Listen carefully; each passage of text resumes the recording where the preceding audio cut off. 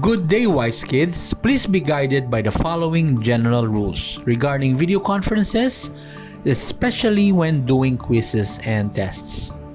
Rule number 1. Students' formal picture with label as grade, surname, and first name. For example, grade 5, Reyes, Dawn, should be used as display profile. Rule number 2.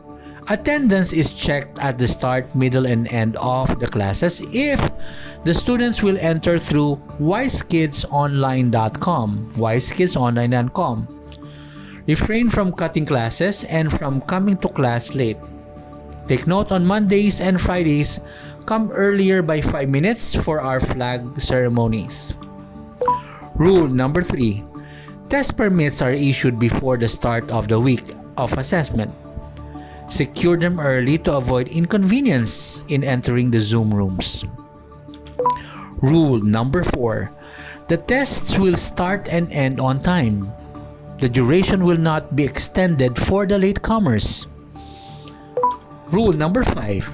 Make sure that the student is in a quiet place and is far from distractions and noises. Take note. Listen carefully to the teacher's instruction. Again, listen carefully to the teacher's instruction. Rule number 6. The gadget that is used should be charged, checked, and prepared.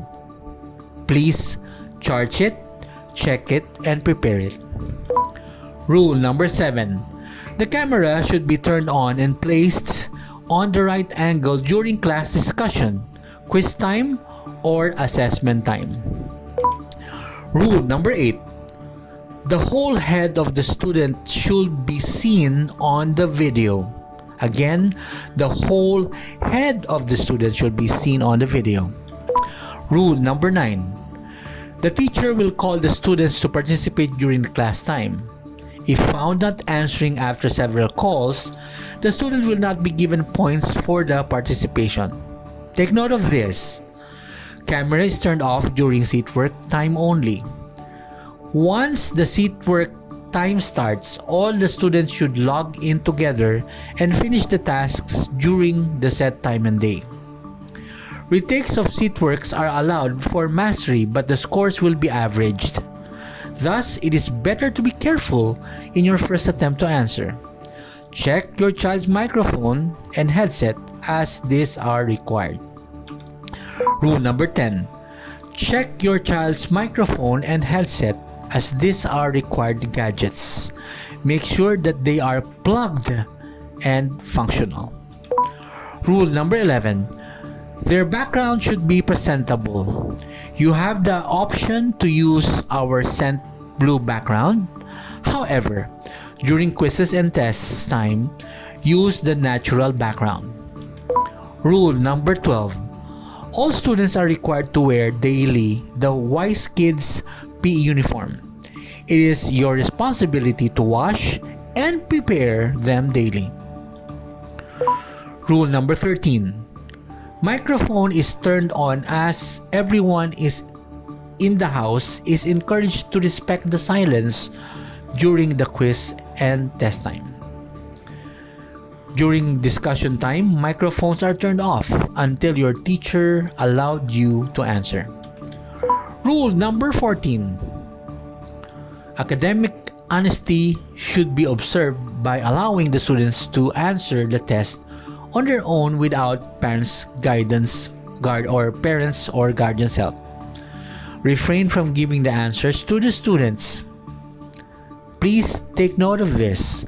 Fill up the Google forms to confirm your commitment to uphold academic honesty.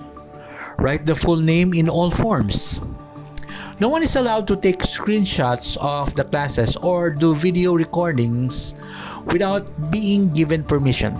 All materials, discussions, videos are presented for classroom discussion only. This is an important part of Data Privacy Act. The proctor has the right to call the attention of those with violation of any of these stated rules. Rule number 15. For those using tablets or cell phones, as per previous memo, students are required to use an extra camera or cell phone for our monitoring. Take note of this also. All quizzes are sent using Google Forms. Make sure that you are using a consistent email address, preferably your parents' address, so they can access the scores and the forms for the review. We will no longer send the forms to those with wrong email address. Rule number 16.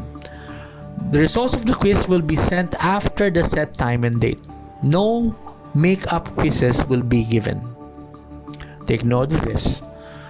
Results of the assessments will be given only to those with test permits after 1 week. Those with valid approved excuses could only take them within the allowed 1 week time. As the Google Forms are case sensitive, read and follow carefully all the given instructions. Rule number 17.